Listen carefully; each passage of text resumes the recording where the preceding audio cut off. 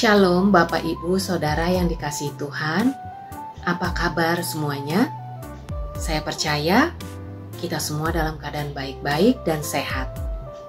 Puji Tuhan, kita bertemu kembali di ibadah online service Minggu 29 Agustus 2021. Tidak terasa, ibadah online service GKS Sudirman sudah memasuki di minggu kelima akhir bulan Agustus. Saya mengundang saudara semua untuk menyiapkan hati. Mari kita memuji dan menyembah Tuhan, Tuhan kita yang luar biasa.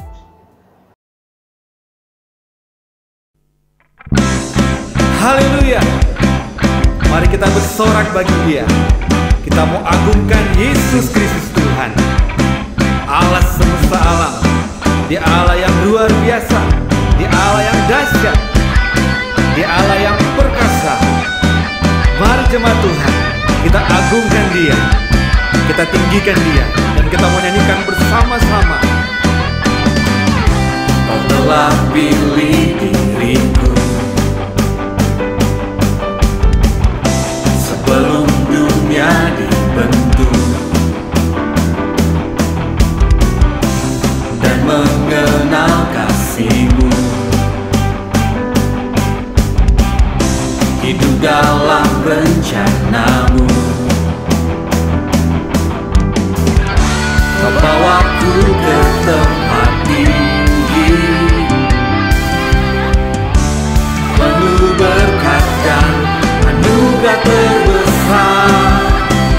Bagi-Mu Tuhan yang dapat lakukan jauh lebih besar dari impianku. Bagi-Mu Tuhan yang dapat sediakan jauh melebihi dari semua yang ku perlu.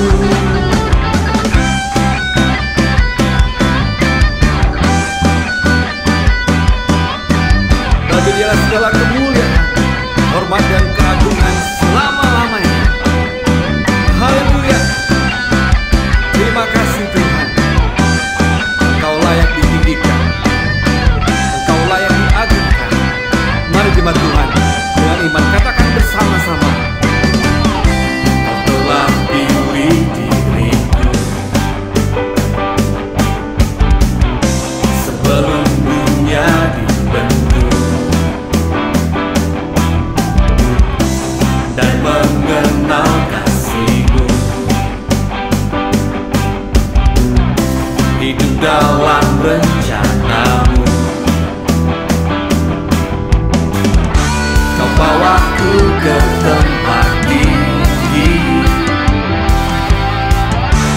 penuh berkat dan anugerah terbesar. Semuanya.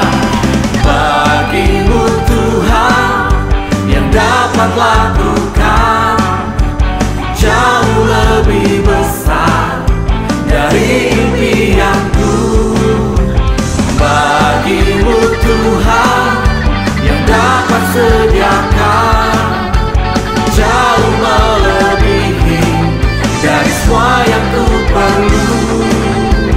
Bagi-Mu Tuhan yang dapat lakukan jauh lebih besar dari impianku. Bagi-Mu Tuhan yang dapat sediakan jauh melebihi dari semua yang ku perlu. Mari bersorak bagi Tuhan kita, karena Dia jauh lebih besar, jauh melebihi dari semua apa yang kita perlu. Amin. Terpujilah Engkau Tuhan, Allah semesta alam, dari sekarang sampai selama-lamanya. Biarlah segala yang bernapas memuji Tuhan, bersorak meninggikan Engkau di atas segala-galanya. Haleluya. Mari bersorak bagi Tuhan kita. Mari bertepuk tangan, mari melompat bagi Dia. Nyatakan dengan iman. Bagi-Mu Tuhan yang dapat lakukan jauh lebih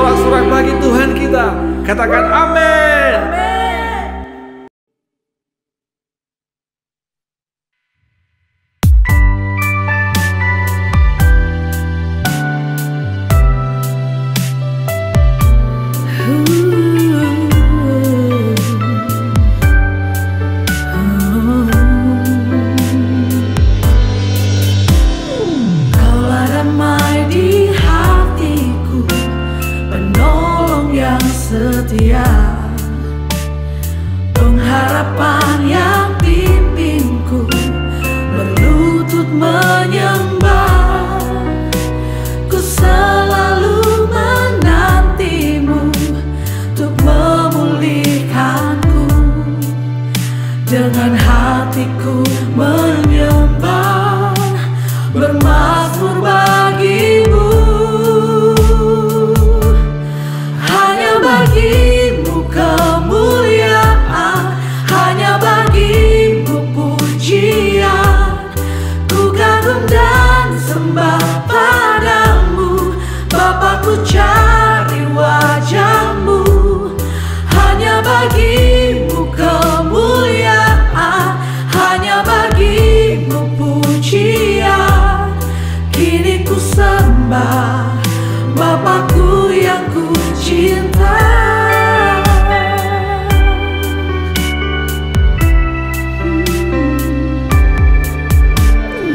Kaulah damai di hatiku, penolong yang setia, pengharapan yang pimpinku berlutut menyembah. Ku selalu menantimu untuk memulihkanku. Dengan hatiku menyembah, bermazmur bagimu. Hanya bagimu kemuliaan, hanya bagimu pujian. Ku kagum dan sembah padamu, Bapa, ku cari wajahmu. Hanya bagimu kemuliaan, hanya bagimu pujian. Kini ku sembah Bapakku yang ku cinta. Kita bersyukur memiliki Tuhan yang dahsyat, Tuhan yang ajaib, dan Tuhan yang mendengar setiap doa-doa anak-Nya. Kita menyatukan iman, menyatukan hati, bersepakat berdoa bagi setiap saudara kita yang sedang mengalami pergumulan dalam kehidupannya. Keluarga-keluarga dipulihkan, pribadi lepas pribadi diberkati, yang sakit sudah disembuhkan, yang berbeban berat sudah diberikan kelegaan, yang putus asa sudah diberikan jalan keluar. Terima kasih Bapa, kami percaya Engkau telah mendengar dan menjawab semua doa-doa kami. Dalam nama Tuhan Yesus, terpujilah Engkau. Terima kasih buat isi hatimu yang akan disampaikan oleh Bapak Pendeta Derby Langitan. Terima kasih Tuhan Yesus. Mari kita persiapkan hati kita dan kita menyembah Tuhan kita sekali lagi. Hanya bagimu kemuliaan, hanya bagimu pujian. Ku kagum dan sembah padamu, Bapa, ku cari wajahmu. Hanya bagimu kemuliaan, hanya bagimu pujian. Kini ku sembah Bapakku yang ku cinta.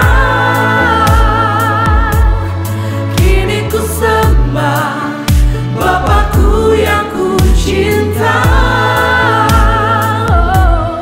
Kini ku sembah Bapakku yang ku cinta.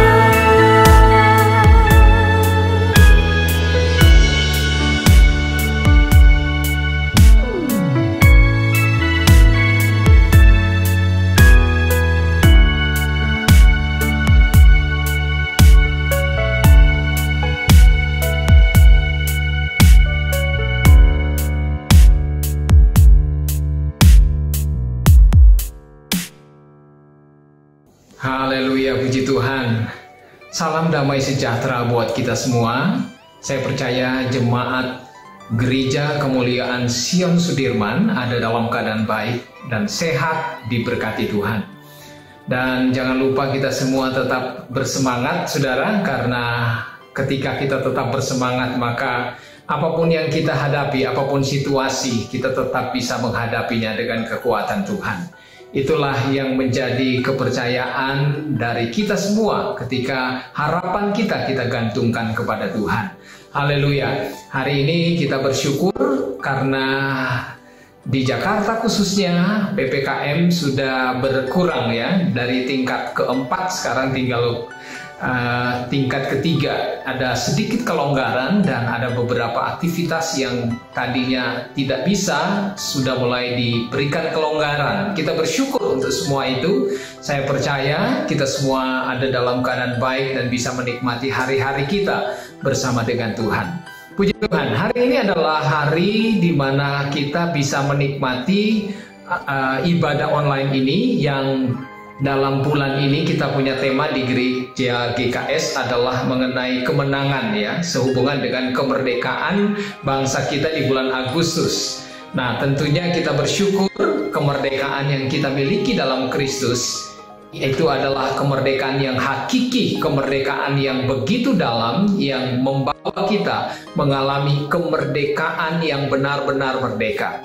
Puji Tuhan, mari kita akan belajar bersama. Sebelumnya kita tundukkan kepala, kita berdoa. Bapa, kami bersyukur atas anugerah-Mu. Terima kasih buat kesempatan ini. Kami bisa menikmati Engkau dalam ibadah online ini. Kami percaya hadirat-Mu, kuasa-Mu, kasih-Mu, kemuliaan-Mu tetap sama. Kami rasakan di tempat di mana kami berada saat ini. Bapa, kami bersyukur, kami percaya Roh-Mu ada di dalam hamba-Mu, dalam kami semua yang mendengarnya, sehingga apa yang kami dapatkan bukan sekedar informasi, tetapi membawa pengaruh yang kuat, membawa dampak, bahkan mengubahkan cara berpikir kami, hidup kami, sehingga keputusan-keputusan yang kami ambil nanti, Tuhan, kami selalu melihatnya dengan firman Tuhan yang membuat kami menjadi orang-orang yang hidup dalam kebijaksanaan di hadapan-Mu. Terima kasih Bapa, kami bersyukur, kami menikmati kebenaran-Mu ini Tuhan. Di dalam nama Tuhan Yesus kami berdoa dan bersyukur. Amin, amin. Puji Tuhan. Hari ini tanggal 29 Agustus 2021 kita menikmati kembali firman Tuhan yang nuansanya masih tentang kemerdekaan ya. Di mana kita sebagai orang Indonesia merayakannya di tanggal 17 Agustus. Kita sudah mendengar beberapa khotbah, kita sudah belajar kemarin mulai dari minggu pertama sampai minggu yang kemarin kita ada tema yang berhubungan dengan kemenangan terhadap diri sendiri, ya, mengenang terhadap pencobaan, itu semua yang kita sudah belajar bersama. Dan hari ini, sebagai minggu terakhir di bulan Agustus, saya akan mengangkat tema tentang nyanyian kemenangan. Nah, tentunya orang yang menanglah yang bisa menyanyikan nyanyian kemenangan. Karena nyanyian itu hanya terungkap, keluar, diciptakan ketika kemenangan sudah diraih, kemenangan sudah dialami.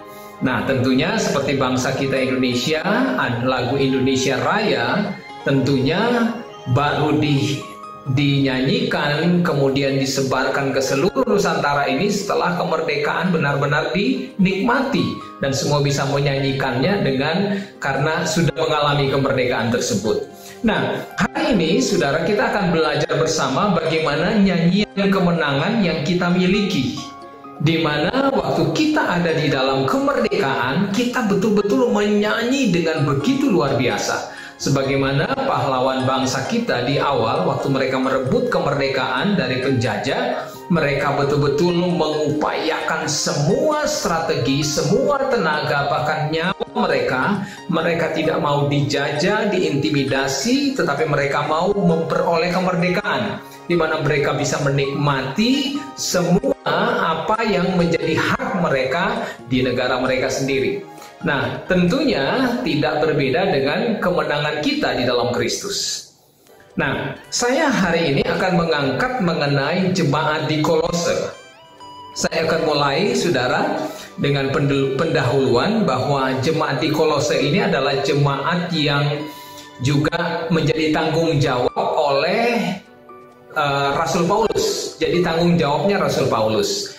Dan jemaat di Kolose adalah jemaat yang betul-betul bertumbuh. Mereka punya kehidupan iman yang bertumbuh.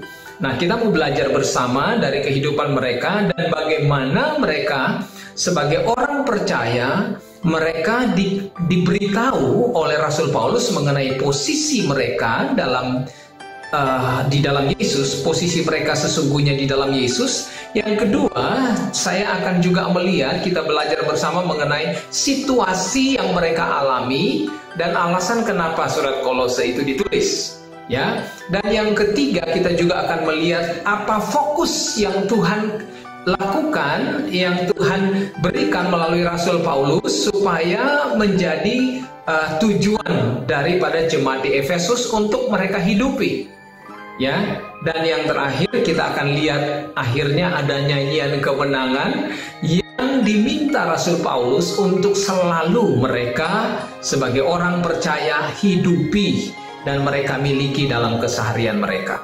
Nah, saya akan mulai dengan Kolose 1 ayat 13. Kita melihat posisi mereka.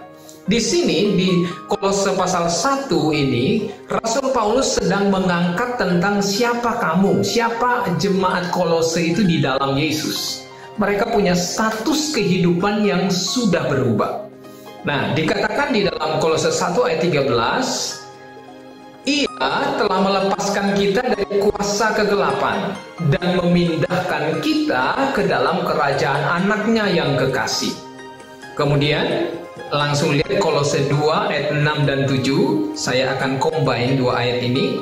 Kolose 2 ayat 6 dan 7 berkata begini, kamu telah menerima Kristus Yesus Tuhan kita. Karena itu, hendaklah hidupmu tetap di dalam Dia, hendaklah kamu berakar di dalam Dia, dibangun di atas Dia, hendaklah kamu bertambah teguh dalam iman yang telah diajarkan kepadamu, dan hendaklah hatimu melimpah dengan syukur.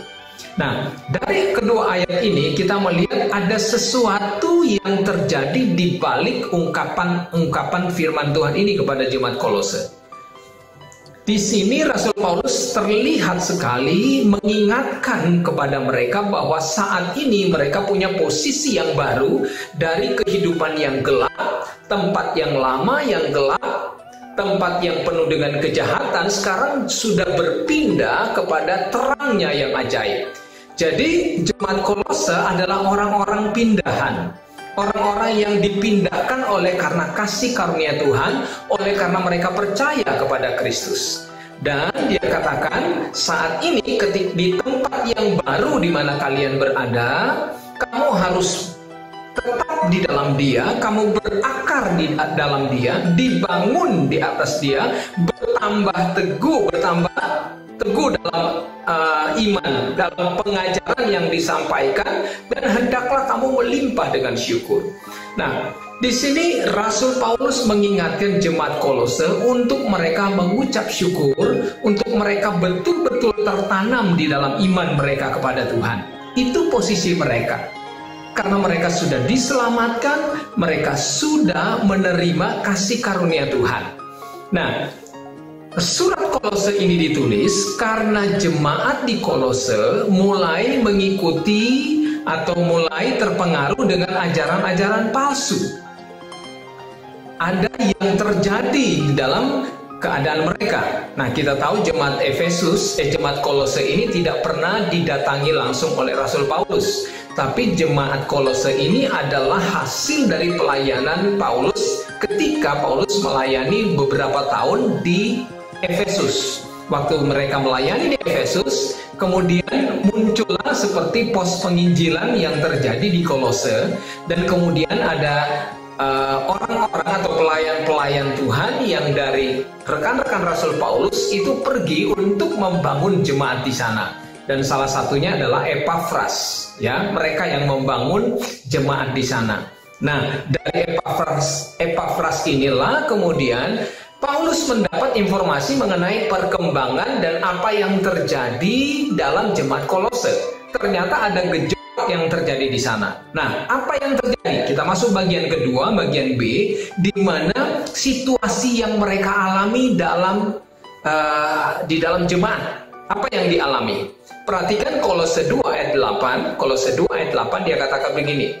Hati-hatilah supaya jangan ada yang menawan kamu dengan filsafatnya yang kosong dan palsu, menurut ajaran turun-temurun dan roh-roh dunia, tetapi tidak menurut Kristus.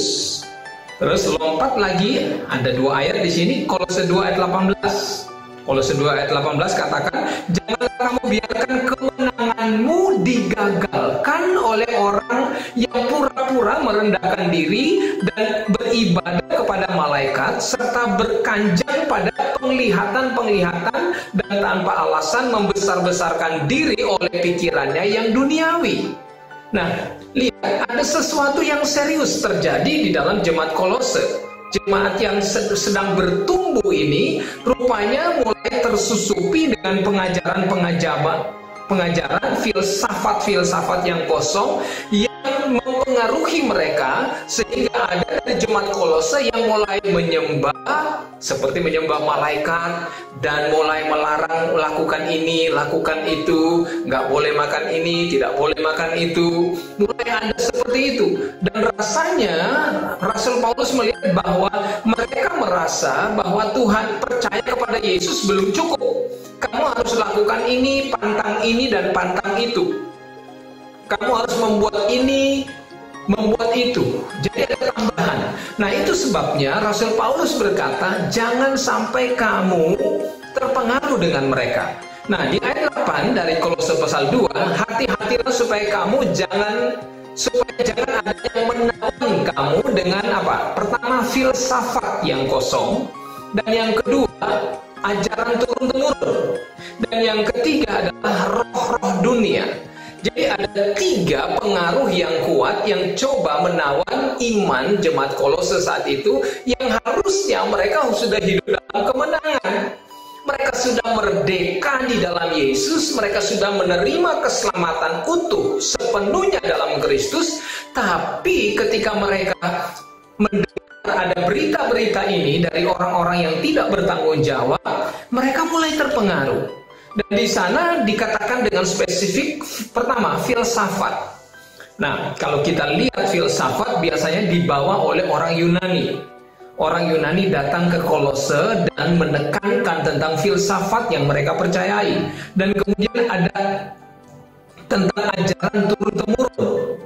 Ajaran turun-temurun itu merujuk kepada orang Yahudi, ya, orang-orang Israel, ahli-ahli Taurat yang mau mengembalikan kembali walaupun kamu sudah percaya kepada Yesus, kamu harus disunat.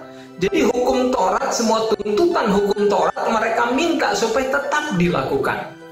Dan kemudian yang ketiga adalah roh-roh dunia. Bicara tentang penyembahan berhala, itu biasanya merujuk kepada orang-orang Mesir yang begitu banyak penyembahan berhala mereka.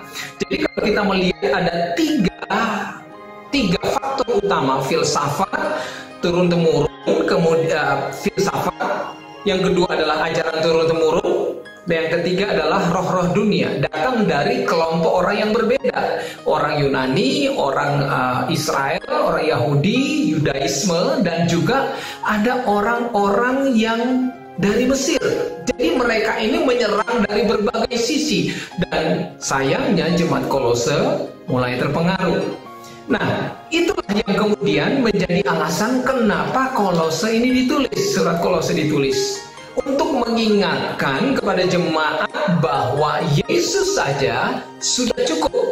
Yesus saja sudah cukup. Makanya dia katakan di sini di Kolose 2 ayat 18, janganlah kamu biarkan kemenanganmu digagalkan oleh orang yang pura-pura merendahkan diri dan beribadah kepada malaikat. Jadi artinya mereka terancam bisa gagal untuk menikmati kemenangan. Mereka tidak bisa menerima atau mengalami kemaksimalan kemerdekaan mereka karena mereka mulai dijerat, mulai terikat oleh ajaran turun-temurun tadi, oleh filsafat tadi, dan oleh roh dunia tadi yang mulai mempengaruhi mereka. Nah, itu sebabnya Rasul Paulus bilang, kamu jangan terpengaruh. Jangan terpengaruh. Nah, kemudian yang ketiga, bagian C, di situ Rasul Paulus mengangkat kembali perhatian mereka.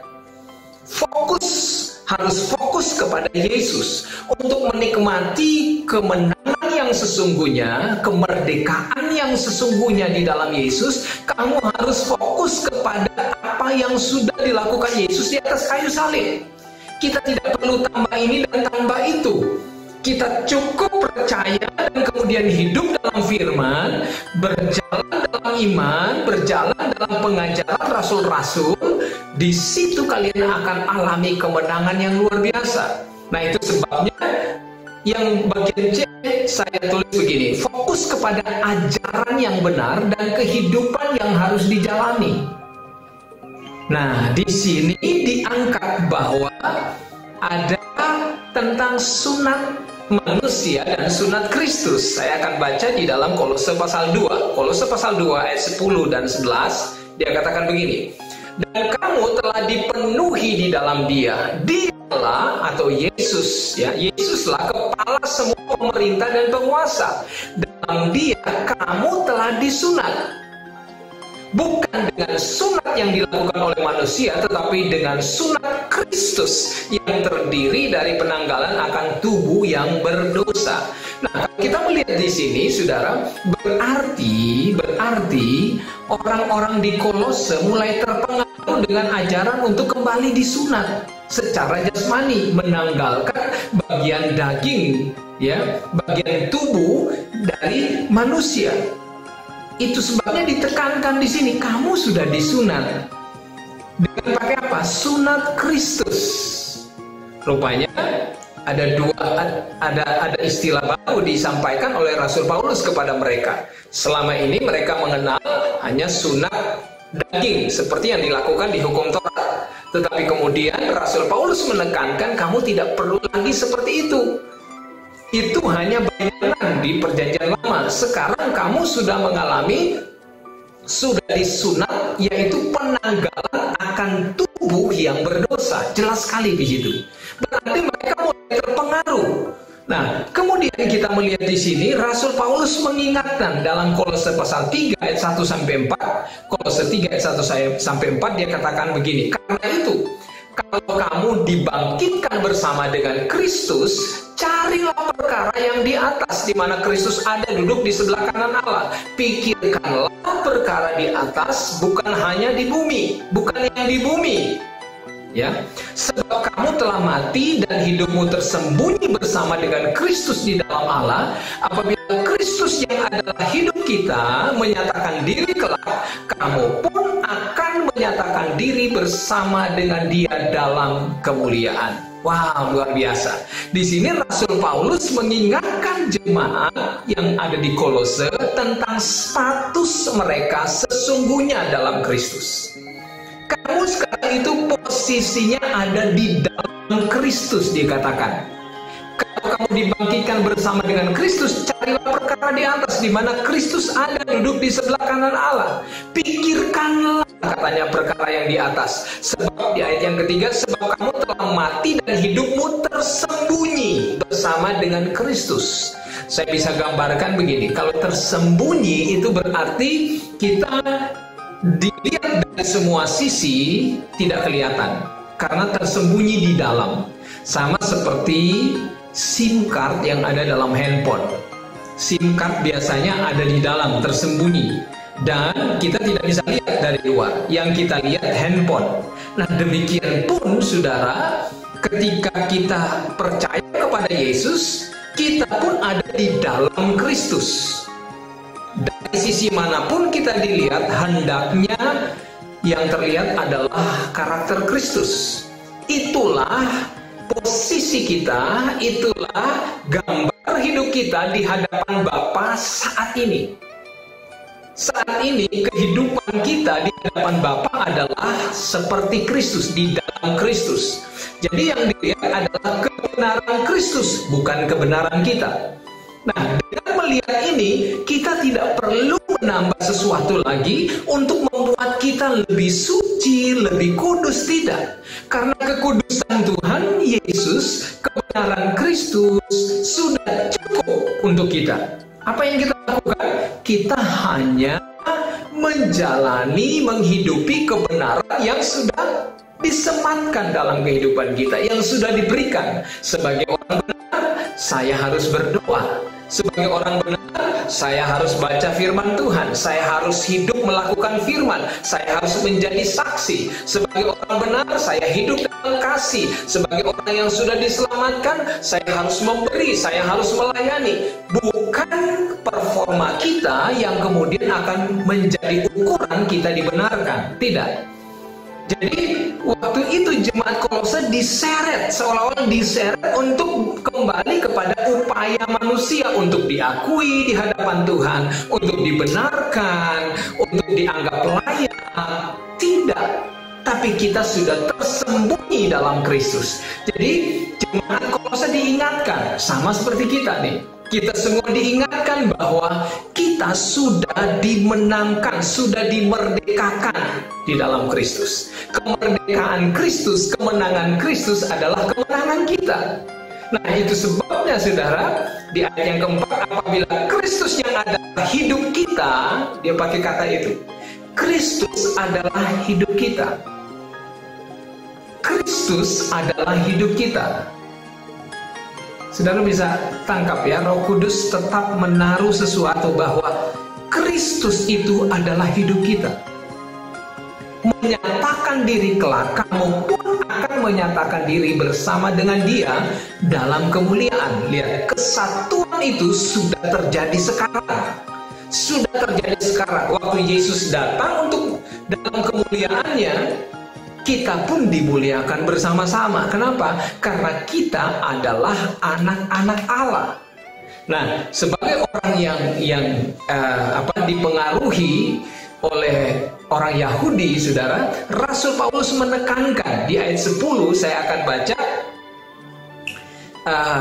Di sini dikatakan, Kolose pasal 3 ayat yang ke-10, dia katakan begini, dan telah mengenakan manusia baru yang terus-menerus diperbarui untuk memperoleh pengetahuan yang benar menurut gambar Khaliknya. Nah, kalau kita lihat di sini, bagian ini, kita temui bahwa ada sesuatu, ada bagian yang Rasul Paulus tekankan untuk dilepaskan, untuk ditanggalkan. Apa itu? Upaya kita manusia, kehidupan duniawi kita.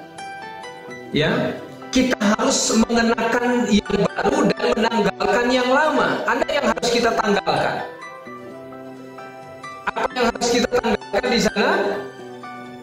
Di sini dikatakan ayat yang ke-9, jangan lagi kamu saling mendustai, karena kamu telah menanggalkan manusia lama serta kelakuannya.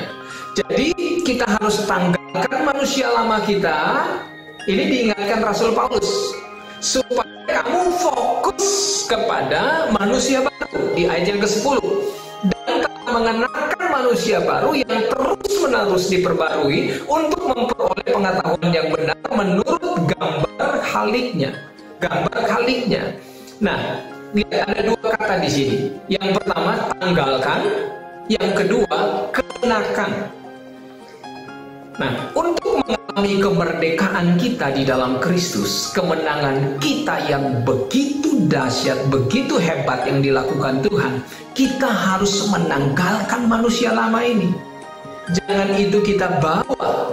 Dan kemudian caranya bagaimana? Kenakan, tanggalkan itu, dan kemudian mengenakan manusia baru kita yang terus diperbaharui. Nah, sekarang bagaimana kita mengenakan itu?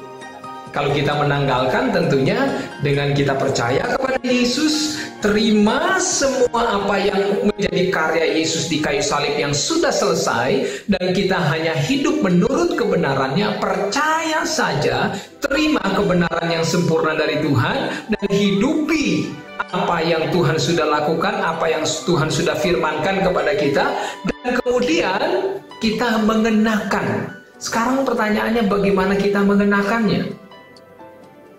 Bagaimana kita mengenakan jubah itu? Nah, di dalam ayat-ayat ini kita akan melihat bahwa kita sebagai orang percaya harus mengenakannya dengan cara, kita masuk ke bagian D, bagian yang keempat, dengan cara mengucap syukur, menghidupi kemenangan Kristus. Ya, nyanyian kemenangan kita lakukan di sini. Nyanyian kemenangan dan ucapan syukur itu yang kita lakukan. Kolose 3 ayat 15 sampai 17. Kolose pasal 3 ayat 15 sampai 17 dia katakan, hendaklah damai sejahtera Kristus memerintah dalam hatimu, karena untuk itulah kamu telah dipanggil menjadi satu tubuh dan bersyukurlah. Kata bersyukur pertama kita temui ini di ayat 15. Ayat 16, hendaklah perkataan Kristus diam dengan segala kekayaannya di antara kamu, sehingga kamu dengan segala hikmat mengajar dan menegur seorang akan yang lain, dan sambil menyanyikan mazmur. Nah, menyanyikan mazmur dapat di sini. Dan apa? Puji-pujian dan nyanyian rohani. Kamu mengucap syukur. Kata mengucap syukur kedua kali di ayat 16.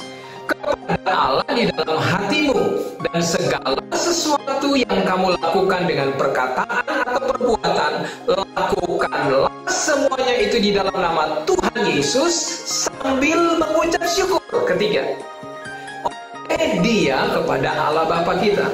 Nah, saudara lihat, inilah ciri-ciri kehidupan Kristen.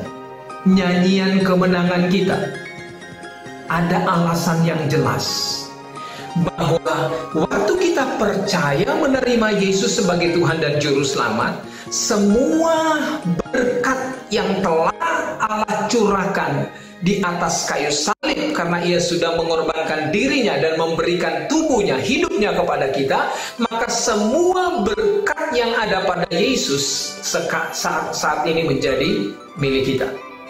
Ada pertukaran di sana. Ada pertukaran. Yesus yang tadinya tubuhnya mulia, tubuhnya bersih, kudus, taat kepada firman, tubuhnya dipenuhi dengan kemuliaan Tuhan. Waktu Yesus mati di kayu salib, itu terjadi pergantian, pertukaran, di mana tubuh saya, tubuh saudara, itu tubuh yang lemah, tubuh yang ada sakit penyakit, tubuh yang berdosa itu pindah kepada Yesus, dan tubuh Yesus yang mulia, yang sehat, yang tidak pernah sakit, yang kuat, itu ditransfer kepada kita. Saat ini saudara, kita harus percaya kemenangan ini. Itulah kemenangan yang sesungguhnya di dalam Yesus. Karena kita sudah terima Yesus, apa yang Yesus lakukan sudah cukup. Christ is enough for me. Haleluya. Itulah yang terjadi.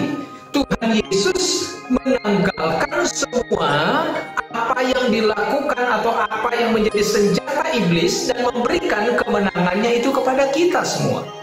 Jadi kita harus bersyukur. Dari 3 ayat yang ada dalam Kolose 3 ayat 15 sampai 17, masing-masing ayat itu ada kata mengucap syukur, bersyukurlah, sambil mengucap syukur, menyanyikan mazmur, nyanyian rohani. Kenapa? Karena kita sudah menang di dalam Kristus.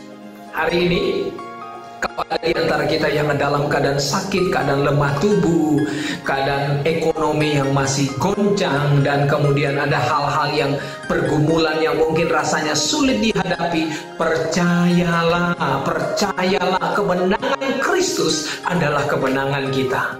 Dengan iman kita bisa berkata, kita bisa nyatakan di hadapan Tuhan, Tuhan, aku percaya bersama Engkau aku menang, aku telah diberikan kemenangan sempurna dari Tuhan.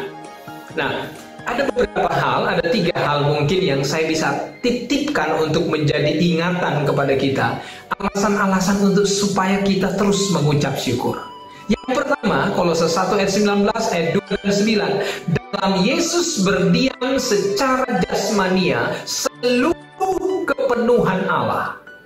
Lihat, dalam Yesus berdiam secara jasmania seluruh kepenuhan Allah. 2 ayat ini dari Kolose 1 ayat 19 dan Kolose 2 ayat 9, ya, Kolose 2 ayat 9 dan Kolose 1 ayat 19. Ayat ini berbicara mengenai kepenuhan Allah. Jadi Yesus itu adalah kepenuhan Allah. Di dalam Dia berdiam secara jasmania seluruh kepenuhan Allah.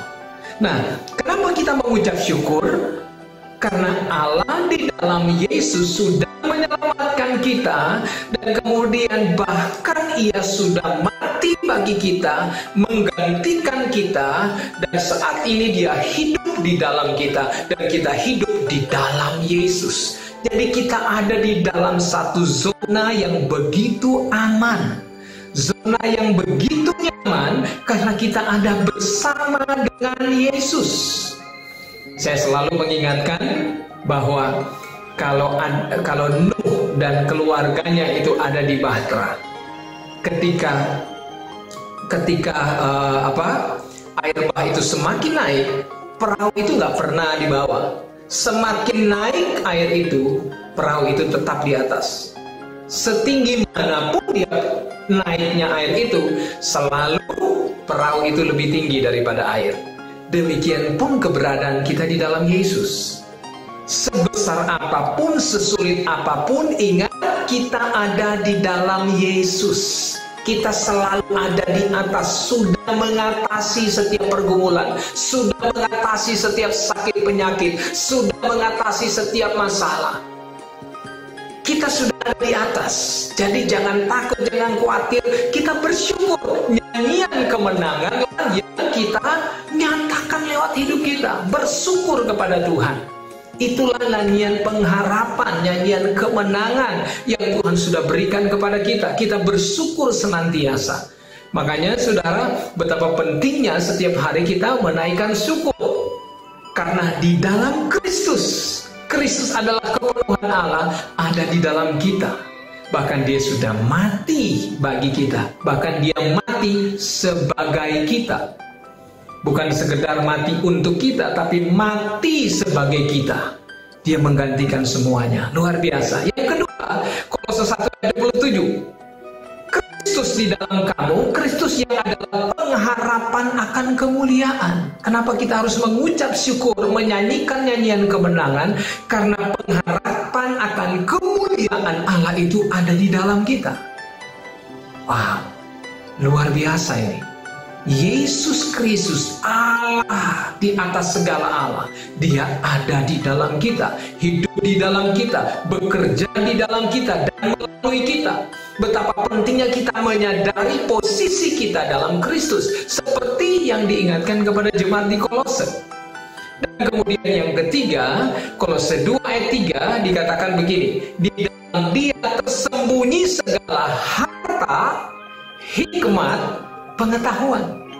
Sekali lagi, kenapa kita harus mengucap syukur atas kemenangan di dalam Kristus? Karena di dalam Yesus katanya tersembunyi harta, hikmat, pengetahuan. Sekali lagi, di dalam Yesus tersembunyi segala, bukan cuma separuh, bukan cuma 3/4, tapi segala harta, segala hikmat, segala pengetahuan. Jadi apapun yang kita butuhkan, saudara, sudah ada di dalam Yesus. Nah, kalau kita mau bilang harta, hikmat, pengetahuan, ini adalah elemen-elemen penting yang perlu kita miliki, khususnya menghadapi situasi saat ini. Sungguh kita perlu hikmat untuk menjalani situasi yang baru, new normal ini, di mana ini adalah sesuatu yang kita perlu beradaptasi begitu rupa, dan kita perlu hikmat, kita perlu pengetahuan, kita juga perlu harta untuk menghandle, untuk menghadapi semua. Nah, di mana itu? Di mana kuncinya? Alkitab berkata, di dalam Yesus tersembunyi harta, hikmat, dan pengetahuan. Nah, itu sebabnya di dalam Kolose tadi pasal yang ketiga ayat 15-17 dia bilang, bersyukurlah kepada Tuhan, mengucap syukurlah kepada Tuhan, nyanyikan nyanyian mazmur, dia katakan, puji-pujian rohani, nyanyikan buat Allah kita, mengucap syukur senantiasa. Kenapa? Karena setiap kita adalah orang-orang yang sudah ada dalam kemenangan. Kemenangan Kristuslah yang menjadi kemenangan kita. Nah, itu sebabnya betapa pentingnya kita memuliakan Tuhan, menyembah Dia. karena Dia adalah Allah yang ajaib, Allah yang dahsyat, Allah yang luar biasa. Puji Tuhan, saudara, biarlah kebenaran ini mengingatkan kita dan membuat kita memiliki kekuatan. Ada senjata ilahi yang kita miliki untuk kita terus mengucap syukur, menyembah Tuhan, menyanyi, menaikkan pujian, menaikkan penyembahan. Kenapa? Alasannya kuat sekali. Karena di dalam kita ini ada Kristus.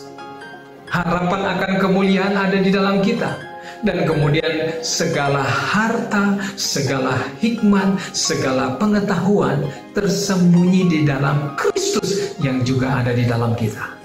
Oh, dahsyat, haleluya. Itu sebabnya kita bersyukur atas kasih karunia Tuhan yang hebat di dalam kita. Mari saudara, kita berdoa mengucap syukur atas kebenaran ini. Bapa, terima kasih buat firman-Mu. Kami bersyukur buat kemerdekaan sejati yang kami miliki dalam Engkau. Kami tidak mau terikat lagi oleh hal-hal duniawi, hal-hal yang mengharuskan kami menjadi layak atau melakukan sesuatu supaya kami diakui, dikasihi oleh Tuhan. Kami betul-betul belajar dari firman-Mu bahwa semuanya sudah dilakukan oleh Yesus. Ketika kami sudah ada di dalam Engkau, maka kasih Kristus, kebenaran Kristus, kesucian, kekudusan Kristus adalah kehidupan identitas kami saat ini juga. Terima kasih Bapa. Yang kami lakukan sekarang adalah mengucap syukur, adalah melayani Engkau, menyembah Engkau, memuliakan Engkau Tuhan. Karena itu adalah bukti bahwa kami adalah orang-orang yang menang, orang-orang yang sudah diselamatkan, orang-orang yang memiliki Bapa yang baik. Terima kasih. Kami bersyukur atas kebenaran-Mu ini Bapa. Dalam nama Tuhan Yesus, kami berdoa dan bersyukur. Amin, amin, amin. Puji Tuhan. Haleluya. Tuhan memberkati saudara dan saya. Mari kita satukan hati dan kita siap untuk menerima berkat Tuhan. Tuhan memberkati engkau dan melindungi engkau. Tuhan menyinari engkau dengan wajah-Nya dan memberi engkau kasih karunia. Tuhan menghadapkan wajah-Nya kepadamu dan memberi engkau damai sejahtera. Mari sama-sama yang sudah diberkati kita katakan amin. Selamat hari Minggu. Tuhan Yesus memberkati kita semuanya. Shalom.